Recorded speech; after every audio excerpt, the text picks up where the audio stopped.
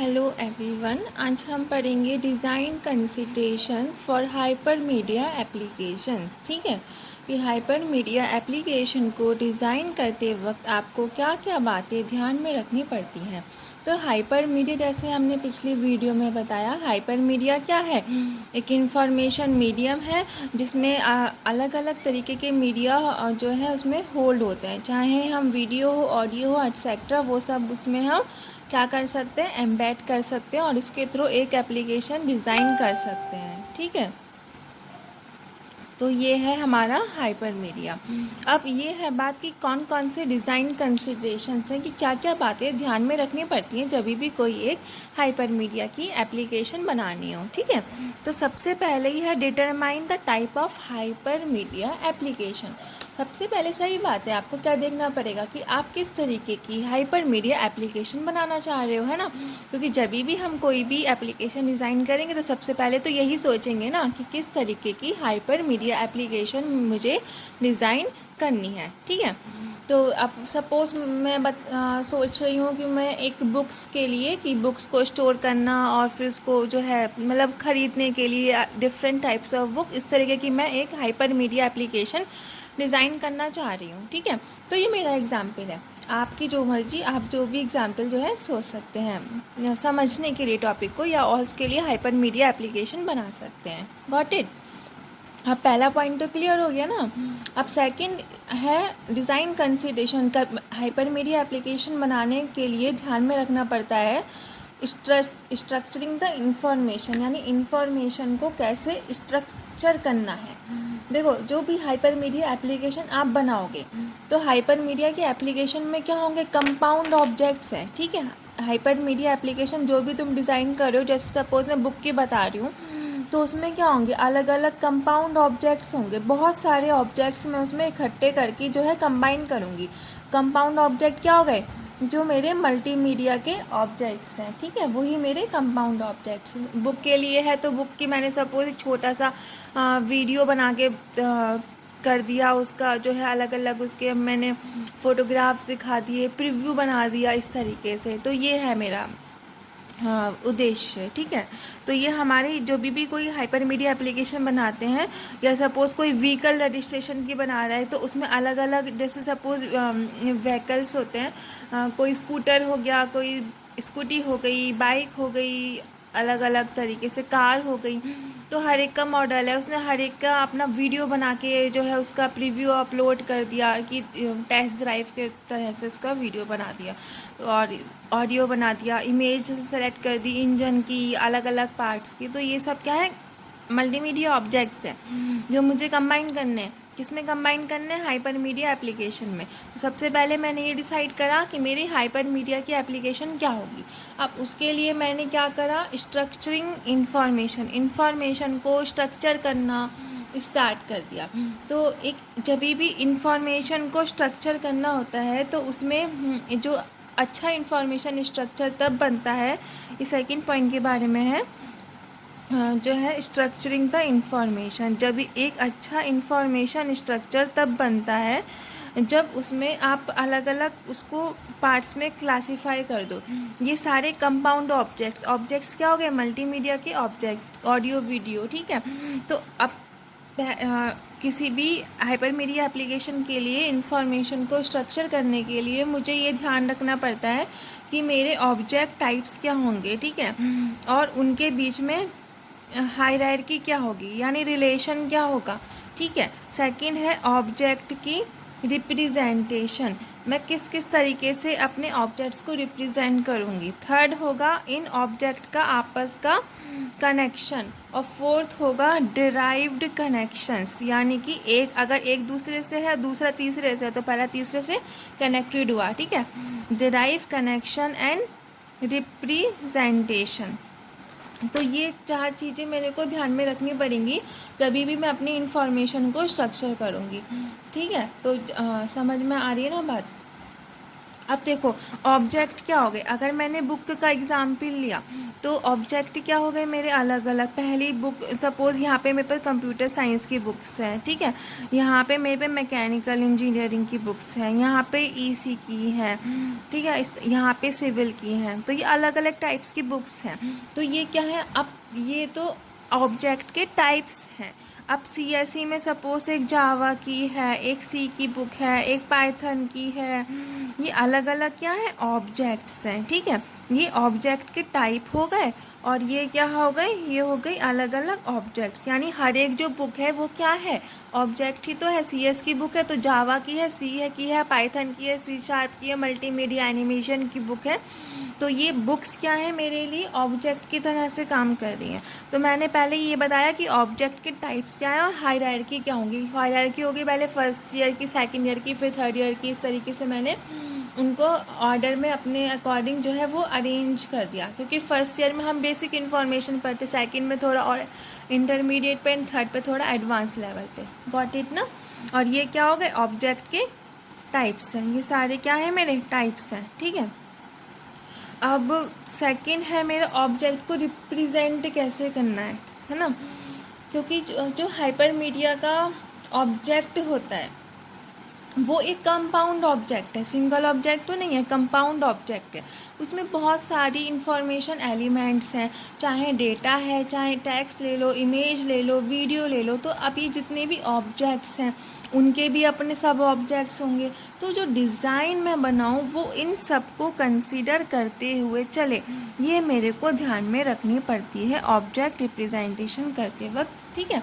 दोबारा बताती हूँ, क्योंकि जो हाइपर मीडिया का एप्लीकेशन है उसमें बहुत सारे ऑब्जेक्ट्स होंगे, भी चाहे वो वीडियो, टेक्स्ट, इमेज, ऑडियो कुछ भी हो। अब उन ऑब्जेक्ट के भी सब ऑब्जेक्ट्स होंगे, ठीक है। जैसे सपोज ये जावा है तो जावा की भी बेसिक लेवल की बुक, इंटरमीडिएट लेवल की बुक और ये एडवांस लेवल की बुक। तो ये क्या हो गई मेरी अलग अलग लेवल की बुक हो गई, यानी कि ये ऑब्जेक्ट टाइप के भी सब टाइप्स हो गए, ठीक है। ऑब्जेक्ट टाइप के भी सब टाइप्स हो गए। तो अब एक अच्छा रिप्रेजेंटेशन वो रिप्रेजेंटेशन कहलाएगा जो इन सब बातों को ध्यान में रखते हुए हाइपर मीडिया की एप्लीकेशन को अच्छे से डिज़ाइन करवाने में मददगार साबित हो। इस तरीके से थर्ड है ऑब्जेक्ट का कनेक्शन। सीएस की बुक, मैकेनिकल की बुक, सिविल की बुक, तो ये आपस में किस तरीके से कनेक्टेड है। ये क्या है, इंजीनियरिंग की है तो मैंने इंजीनियरिंग वाले में उसको डाल दिया। सपोज फार्मेसी की है तो अलग अलग हमने उसको डाल दिया। तो ये ऑब्जेक्ट किस तरीके से आपस में कनेक्टेड है, वो है ऑब्जेक्ट कनेक्शन। थर्ड है derived connection and representation. Suppose engineering की बुक है और एमसीए की बुक है, ठीक है। तो अब इंजीनियरिंग की बुक और एमसीए की बुक थोड़ी थोड़ी तो आपस में रिलेटेड होती हैं कोई कोई सब्जेक्ट्स की, सीएस की ना। तो फिर अब इनका आपस में कनेक्शन क्या है, डराइव कनेक्शन है। तो वो कनेक्शन को भी ध्यान में रखते हुए मेरी एप्लीकेशन को मुझे डिज़ाइन करना है। तो ये है स्ट्रक्चरिंग द इंफॉर्मेशन, ठीक है। तो हमें इतने अच्छे से अपनी इंफॉर्मेशन को क्या करना पड़ेगा, स्ट्रक्चर करना पड़ेगा, ताकि कि मैं उसको अच्छे से अपनी एप्लीकेशन को डिज़ाइन कर सकूं। अब मैंने इंफॉर्मेशन स्ट्रक्चर कर लिया।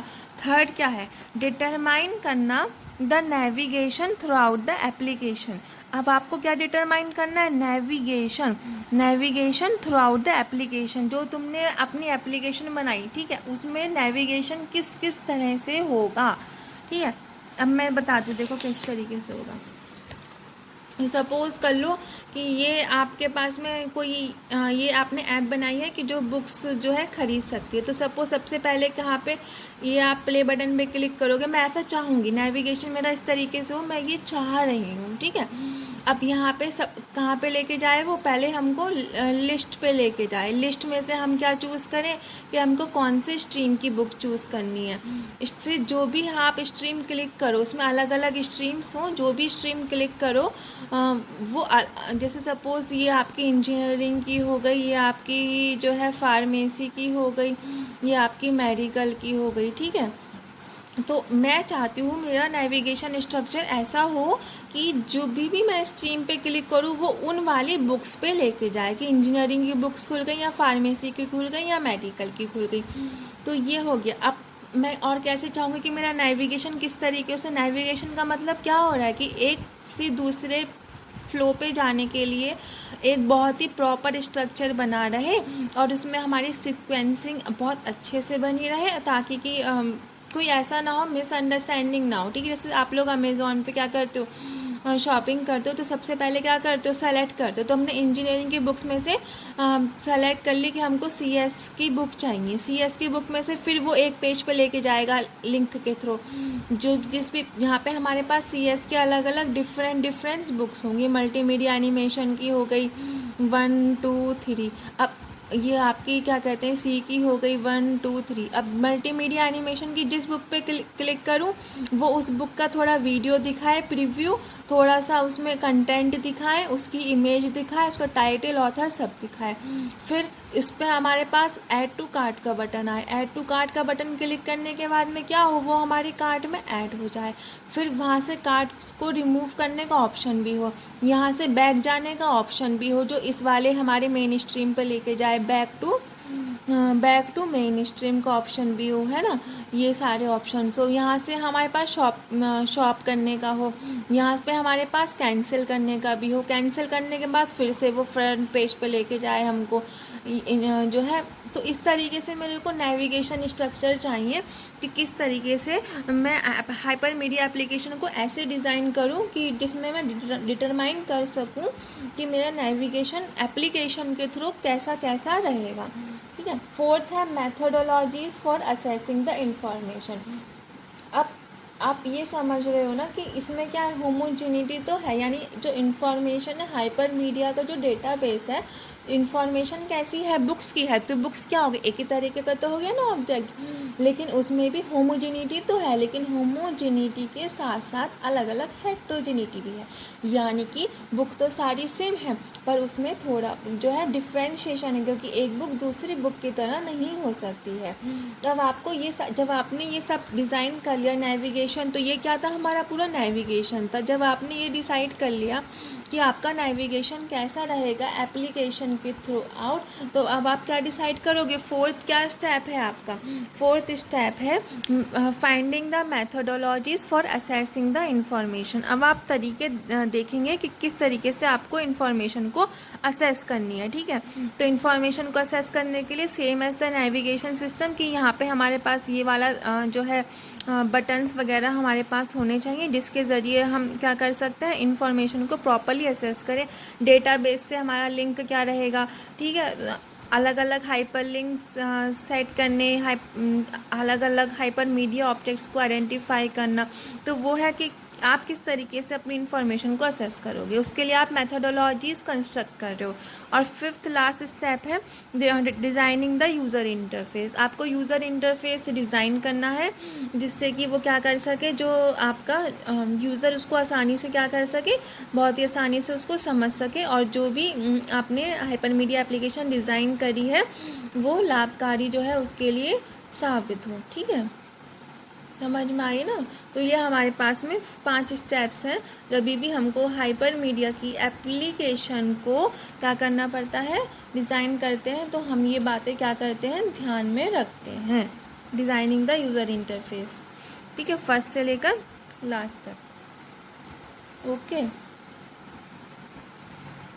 अब जब भी हम यूज़र इंटरफेस डिज़ाइन कर रहे हैं, ठीक है, तो अब हमें उसके लिए भी system environment, hyper media application के लिए जो यूज़र इंटरफेस डिज़ाइन कर रहे हैं ना, उसके लिए भी हमको जो हमारा सिस्टम इन्वायरमेंट है उसमें हमें कुछ वेरिएबल्स को कंट्रोल करना पड़ता है, ठीक है। वो मैं आपको थोड़ा समझाती हूँ। सबसे पहला है कि आप ये डिसाइड करोगे कि आप हर एक ऑब्जेक्ट के लिए सबसे पहले क्या डिसाइड करना है, हमको ये डिसाइड करना है कि आप हर एक ऑब्जेक्ट क्लास के लिए, ठीक है, ऑब्जेक्ट क्लास समझते ना, जैसे हमारे पास इसकी होगी इंजीनियरिंग की और ये फार्मेसी की। तो आपको ये डिसाइड करना है कि आप एक प्राइमरी सर्वर दोगे, डेडिकेट करोगे हर एक ऑब्जेक्ट क्लास के लिए डोमेन के अंदर जो सिस्टम एडमिनिस्ट्रेटर डिज़ाइन कर रहा है, या फिर नहीं, ठीक है। और डोमेन क्या है, डोमेन एक लिस्ट ऑफ सर्वर्स है जिस पे आपका अनरेस्ट्रिक्टेड एक्सेस होना चाहिए, ठीक है। सेकंड, आप डिज़ाइन ध्यान रखोगे यूज़र इंटरफेस डिज़ाइन करते वक्त आपको ये डिसाइड करना है कि आप जो है सारे मल्टीमीडिया ऑब्जेक्ट्स को, ठीक है, जितने भी आपके मल्टीमीडिया ऑब्जेक्ट्स हैं वो सारे के सारे, या फिर इसमें से रेफरेंसेस, जो उनके रेफरेंसेस हैं, आप किसको जो है रेप्लिकेट करोगे, ये डिसाइड करना पड़ता है, ठीक है। थर्ड है, आप ये डिसाइड करोगे कि जो मल्टीमीडिया ऑब्जेक्ट, जो भी आप मल्टीमीडिया का ऑब्जेक्ट ले रहे हो, जो आप रिट्रीव कर रहे हो, जैसे सपोज हमने कोई सी बुक पसंद करी तो डिस्प्ले करने के लिए हम ये देखना चाह रहे हैं, तो हम ये देखेंगे जो मल्टीमीडिया ऑब्जेक्ट जो रिट्रीव हो रहा है, जो भी यूज़र उसको निकाल रहा है डिस्प्ले करने के लिए, तो वो एकदम से डिस्प्ले हो जाएगा, या फिर हम एक सिग्नल का इंतज़ार करेंगे जब कि सिग्नल दे, फिर जाके हमारा ऑब्जेक्ट जो है वो प्ले हो, ठीक है। यानी कि मुझे ये डिसाइड करना है, जैसे सपोज हमने बुक पे क्लिक करा सी की, तो ये डिसाइड करना है कि वो एकदम से हमारे पास में खुल के आ जाए, उसका वीडियो अपने आप वगैरह प्ले होने लगे, उसमें सारे इमेजेस वगैरह कंटेंट्स जो जितनी भी मैंने उसमें हाइपर मीडिया के ऑब्जेक्ट्स डाले हैं वो ऑटो प्ले हो, या फिर कुछ हम एक सिग्नल जो है के लिए वेट करेंगे ऑब्जेक्ट को प्ले होने के लिए। तो ये आप ध्यान में तब रखना पड़ता है अगर आपका ऑब्जेक्ट आप रिमोट सर्वर से ले रहे हो, ठीक है। फोर्थ है, आपको ये ध्यान में रखना है कि डिस्प्ले रिजोल्यूशन क्या होगा, ठीक है। डिस्प्ले का रिजोल्यूशन हर एक तरीके के ग्राफिक्स के लिए या फिर वीडियो ऑब्जेक्ट के लिए। और लास्ट है डीकम्प्रेशन। डीकम्प्रेशन आप दूसरे नेटवर्क सर्वर पे कर रहे हो या फिर लोकली परफॉर्म कर रहे हो। तो ये सब बातें हैं जिन सबको आपको ध्यान में रखते हुए हाइपर मीडिया की एप्लीकेशन डिज़ाइन करनी है। एक बार दोबारा से बता देती हूँ, हमारे ध्यान में रखना है कि किस तरीके की हाइपर मीडिया एप्लीकेशन हम डिज़ाइन कर रहे हैं, ठीक है। उसमें कौन, उसके बाद या सपोज बुक की हमको डिज़ाइन करनी है, एग्जाम्पल के साथ लेके चलते ज़्यादा क्लियर होगा। सेकंड, इन्फॉर्मेशन को स्ट्रक्चर करना। इन्फॉर्मेशन को स्ट्रक्चर करते हुए हम 4 बातें याद रखेंगे कि ऑब्जेक्ट के टाइप्स क्या होंगे, है ना, और ऑब्जेक्ट को रिप्रेजेंट कैसे करना है, उनके बीच में कनेक्शन कैसा होगा, और डेराइव कनेक्शन क्या रहेंगे, और रिप्रेजेंटेशन क्या रहेगा। थर्ड है, आप डिटरमाइन करते हो कि आप कैसे चाहोगे नेविगेशन कैसा हो आपकी एप्लीकेशन में, ठीक है। और फोर्थ है कि आप किस तरीके से चाहोगे कि आप इन्फॉर्मेशन को असेस कर पाओ, ठीक है, कौन कौन से लिंक्स वगैरह के थ्रू। और फिफ्थ लास्ट है, आप यूज़र इंटरफेस उसके लिए डिज़ाइन कर दोगे, सिंपल, दैट्स ऑल, ठीक है। अच्छे लगे हो तो थैंक यू।